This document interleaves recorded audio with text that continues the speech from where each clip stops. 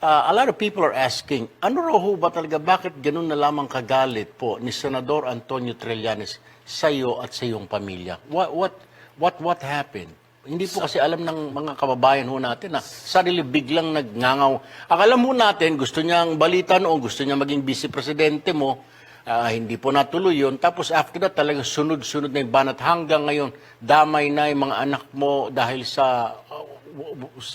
was there something na happened? Ito si Trillanos, ano ito? Salbahe na tao. Salbahe talaga to. He takes it personal kasi believe masyado sa sarili. One night before the election, tumawag siya. Hindi ko ito kilala itong to. Ayaw ko magipagkita dito sa mga ganitong klaseng tao. Na magpahambog na mag-muti-muti na talawan pala. Pagka ganun ka, magpakamatay ka sa prinsipyo mo, sus. Tapos ito siya, gusto niya akong kosa, pumunta ako sa Lindel.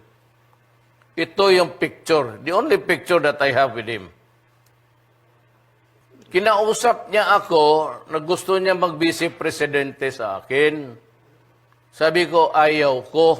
Ano ho ang naging reaksyon niya, sir, nung tinanggihan niyo na makatandem niyo ho siya as a vice-presidente? He's a very wily person. Wala, parang sabi ko, hindi ako tatakbo. Pero hindi ko lang masabi na ikaw, klaseng tao, maging busy ko. Alam mo, pagkatapos ng inauguration ko, hindi pa ako nakababa, Jackson, na may putok na ng baril. Pareho kami ni Aquino. Mahulog na ako. It's very dangerous, ambitious kasi. Kaya gusto ka agad vice-presidente. Gusto ito mag-presidente. Hoy, Pilipino, gumising kayo sa mga ito. Ano ang inyong reaksyon patungkol dito?